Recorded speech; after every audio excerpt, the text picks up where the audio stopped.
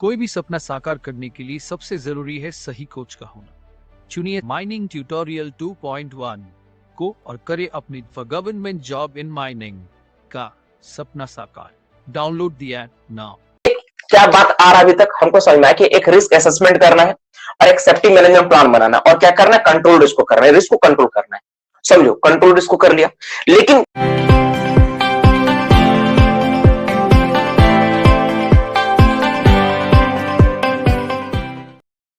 ठीक है, रिस्क हम लोग किसको बोलते हैं, रिस्क क्या होता है, पहले रिस्क को हम लोग जानते हैं, रिस्क क्या होता है, हैजर्ड क्या होता है, इन सब चीजों में बेसिक डिफरेंस क्या है, उसके बाद हम लोग एक करके जानेंगे क्या है। क्योंकि देखो, सेफ्टी मैनेजमेंट प्लान तो बाद में है, पहले तो रिस्क बढ़ाया था ना, रिस्क असेसमेंट करने बोला था ना, तो हम लोग पहले रिस्क असेसमेंट को समझते कि रिस्क असेसमेंट क्या है, क्या होता है रिस्क असेसमेंट, किस पर रिस्क असेसमेंट डिपेंड करता है, कैसे रिस्क असेसमेंट करते हैं, फिर हम लोग सेफ्टी मैनेजमेंट प्लान पे बात करें। क्योंकि सबसे पहले क्या करता है, देखो सबसे पहले होता है कि मैं प्रोसेस में थोड़ा बात करता हूं। सबसे पहले क्या होगा ना, ओनर, एजेंट एंड मैनेजर, ठीक है, ये पहले क्या करेंगे, माइंस में सारे रिस्क को आइडेंटिफाई करेंगे। रिस्क को क्या करेंगे, आइडेंटिफाई, क्या होगा, ये क्या करेंगे, आइडेंटिफाई, आइडेंटिफाई किया जाएगा। कैसे होगा रिस्क असेसमेंट में, छोटा सा भूमिका देके फिर अपना टॉपिक स्टार्ट करता हूं। तो ओनर, एजेंट एंड मैनेजर क्या होगा, पहले क्या करेंगे, वो पहले वो रिस्क को आइडेंटिफाई करेंगे। तुम बोलोगे सर रिस्क को आइडेंटिफाई मतलब कैसे होगा, जैसे उदाहरण देता हूं मैं, समझना। ऐसे बाबू मान लो कि क्या क्या माइंस में ऑपरेशन है, पहले जानेंगे। तो जैसे मान लो हम लोग अंडरग्राउंड माइंस का बात करते हैं, तो अंडरग्राउंड माइंस में क्या क्या ऑपरेशन होता है मेनली, तो अंडरग्राउंड माइंस में एक ऑपरेशन होता है, मैं मानता हूं एक ऑपरेशन में तो तुम्हारा, ठीक है, एक ऑपरेशन हो गया, ठीक है, ड्रिलिंग एंड ब्लास्टिंग का। दूसरा ऑपरेशन हो गया लोडिंग का, ठीक है, लोडिंग का, ठीक है। तीसरा ऑपरेशन हो गया ट्रांसपोर्टेशन का, मैं उदाहरण देता हूं। चौथा ऑपरेशन कुछ हो गया। अब अगर हम लोग ड्रिलिंग ब्लास्टिंग बोलते हैं, तो ड्रिलिंग ब्लास्टिंग में क्या क्या रिस्क हो सकता है, अगर ड्रिलिंग ब्लास्टिंग में बात किया जाए तो ड्रिलिंग ब्लास्टिंग में क्या क्या रिस्क होगा, तो तुमको शुरू से सोचना पड़ेगा। एक्सप्लोसिव लाने जब जा रहा है शॉट फायरर, तो क्या हो सकता है, ठीक है, क्या हो सकता है, वो उससे कोई एक्सप्लोसिव छीन सकता है, तो एक रिस्क वहां है।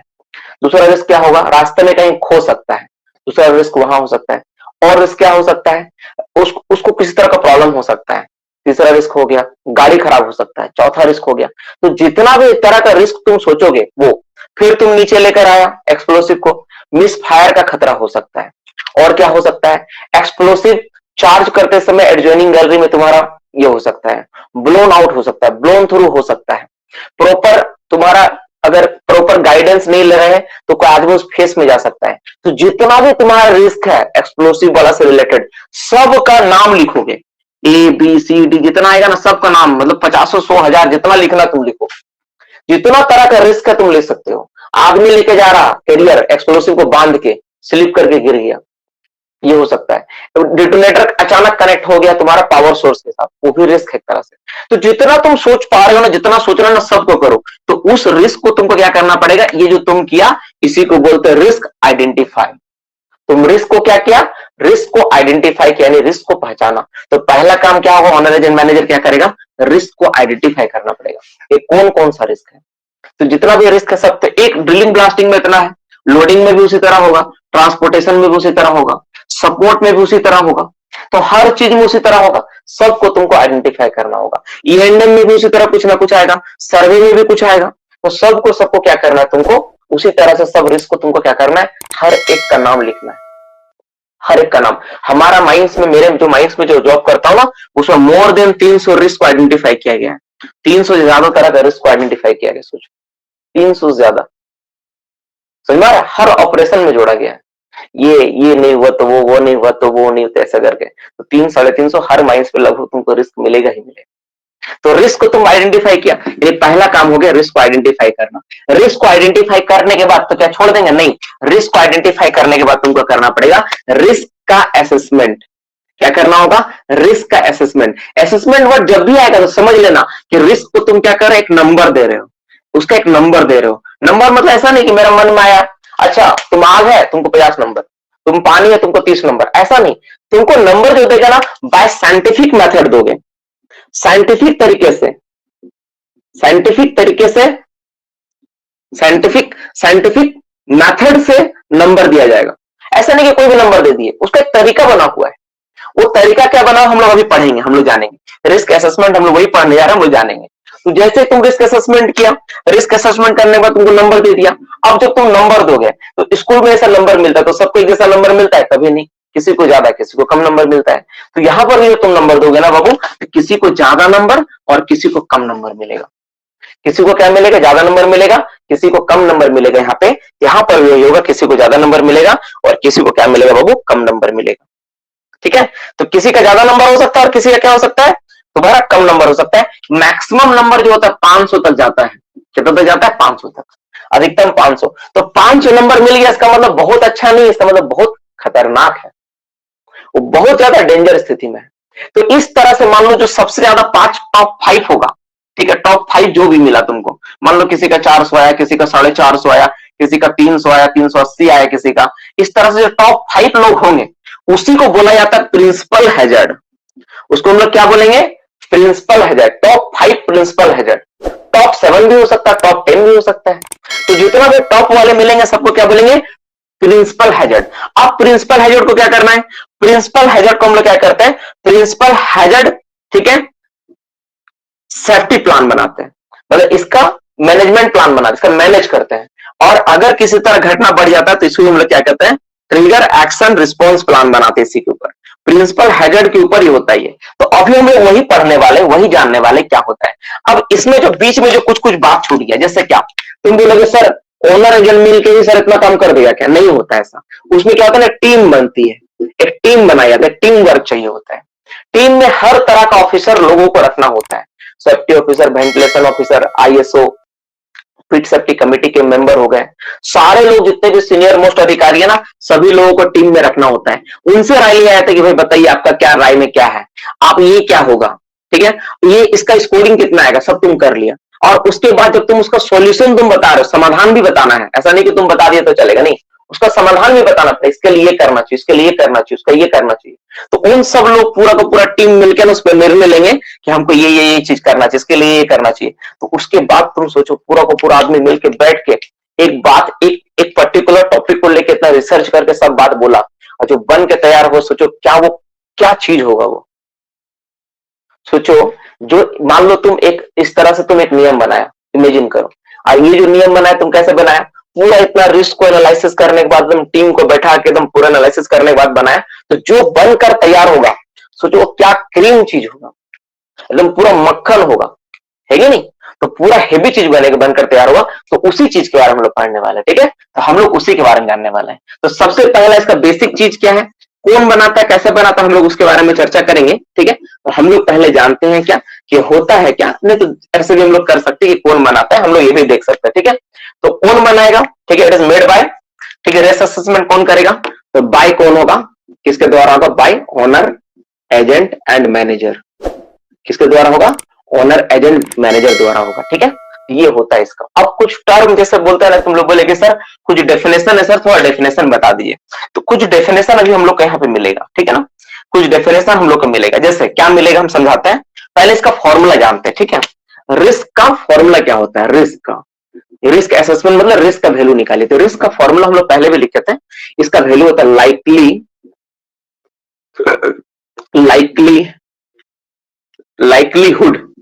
Likelihood into consequence.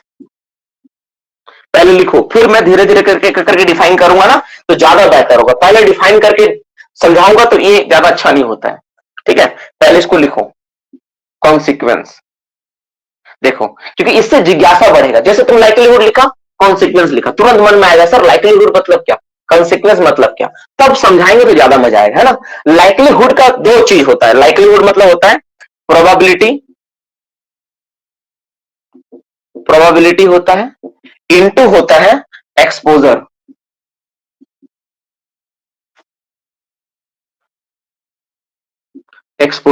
और इसका मतलब क्या? कॉन्सिक्वेंस तो है ही, ठीक है। तो इसका मतलब कॉन्सिक्वेंस ये होता है। अब सवाल ये आता है कि सर जो इतना सारा वर्ड लिखे इसका मतलब क्या है? तो एक एक का मतलब हम लोग समझते हैं कि क्या मतलब है, ठीक है। हम लोग मोटा मोटी समझने के लैंग्वेज में लिखेंगे, क्योंकि एग्जाम में कभी डेफिनेशन तो आएगा नहीं, ठीक है, अगर आ भी सकता है, ठीक है। रिस्क पहले हम जानते हैं व्हाट इज रिस्क। रिस्क मतलब क्या होता है? रिस्क हम लोग किसको बोलेंगे?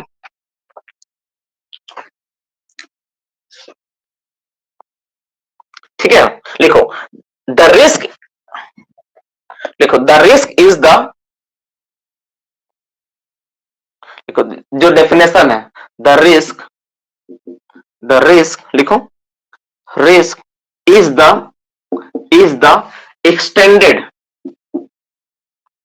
Extent, extent of harm, extent to harm, simple, extend to harm, harm, extend to harm that a hazard, that a hazard could cause, that लिखो समझाता हूं, that a hazard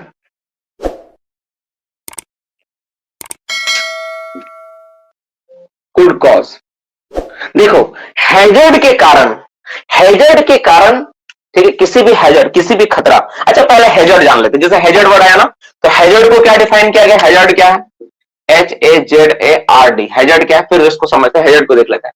हैजर्ड के बारे में बोला क्या, it is the source of potential harm, देखो it is a, समझना, source, source of potential, potential harm. फिर ब्रेन को कूल करके समझना बाबू, क्योंकि हर तरह का बात यहां पे आ रहा है, एकदम कूल करके समझना। इंजुरी और, ठीक है, और लॉस,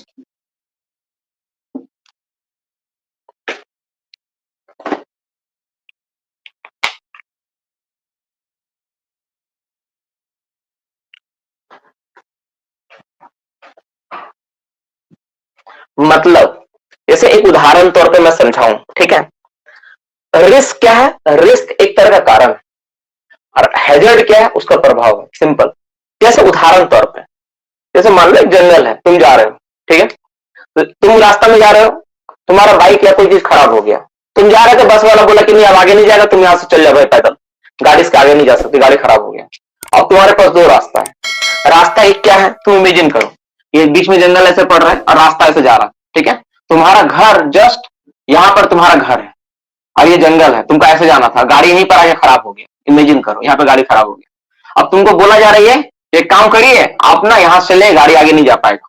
अब तुम्हारे पास दो रास्ता है, रास्ता एक है जो इतना तुम घूम के जाके इतना दूर अपना घर, और दूसरा एक रास्ता है सीधा चल गया, सीधा चल गया मतलब तुम अपना घर सीधा पहुंच जाएगा जंगल होते हुए। लेकिन प्रॉब्लम यहाँ पे है, जंगल जाओगे तो क्या रिस्क, रिस्क मतलब किसका, तुमको पता है जंगल में बहुत सारा जानवर मिल सकता है, कुछ भी हो सकता है, तो ये हो गया रिस्क, जो तुम जंगल जाने का निर्णय लिया। आज जब तुम जंगल गया और अचानक शेर मिल गया तो वो हो गया हैजर्ड, समझ में? रिस्क मतलब क्या, जस्ट देखो the risk is the extended to harm, जिससे उम्मीद है कि कुछ नुकसान होगा, नुकसान हो नहीं गया, उम्मीद है कि नुकसान हो सकता है, जिससे उम्मीद है कि नुकसान हो सकता है, जैसे तुम गया इधर से तो एक उम्मीद है तुमको कि भाई यहां से मेरा क्या जंगल से जाएंगे तो शेर मिल सकता है, मिल भी सकता है, नहीं भी मिल सकता है, तो जो तुम उम्मीद लगाया वही तुम्हारा क्या है, रिस्क, जो तुम लिया वो रिस्क हो गया।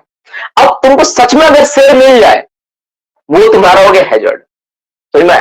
तो हम लोग रिस्क लेके चल रहे हैं कि क्या क्या हो सकता है, क्या क्या संभावना है घटने का।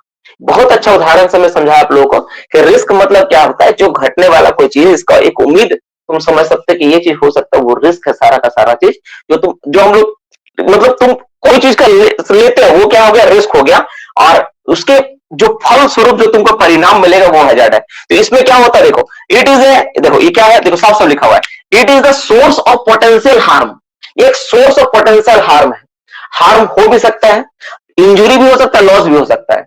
मतलब हो सकता है कि तुम गए, तुमको कोई मान लो कि मक्खी काट लिया तो पोटेंशियल हार्म तुमको पहुंचा दिया, या फिर मान लो तुमको क्या किया कि कोई को सांप काट लिया तो तुमको इंजुरी कर दिया, या फिर मान लो शेर मिल गया तो तुम्हारा लॉस ऑफ लाइफ हो गया। तो कुछ भी हो सकता है, वो सारा का सारा चीज क्या होगा, हैजर्ड में आएगा, और जो तुम लिए वो तुम्हारा रिस्क हो गया। तो रिस्क और हैजर्ड में ये दोनों का बेसिक डिफरेंस होता है, ये होता है। अब सवाल यहां पर और आता है कि सर यहाँ पे और तीन वर्ड आप लिखे हैं, क्या लिखे हैं भाई, आप लिखे सर, या प्रोबेबिलिटी, एक्सपोजर और कॉन्सिक्वेंस। तो सर ये तीनों वर्ड का मतलब क्या है, इसका मतलब भी समझा दीजिए। प्रोबेबिलिटी का मतलब क्या होता है, ठीक है, कॉन्सिक्वेंस का मतलब क्या होता है, और इसका मतलब क्या होता है। देखो तो प्रोबेबिलिटी का मतलब जो होता है, देखो प्रोबेबिलिटी, प्रोबेबिलिटी बिलिटी का मतलब होता है संभावना, क्या बोलते हैं इसको हम लोग हिंदी में? मेरे साथ यहाँ तक बने रहने के लिए आप सबका बहुत बहुत धन्यवाद। अगर आप भी मेरे से जुड़कर गवर्नमेंट जॉब की तैयारी करना चाहते हैं तो डिस्क्रिप्शन में दिए गए ऐप का लिंक को डाउनलोड करें और आज ही मेरे साथ जुड़कर तैयारी में जुड़ जाएं।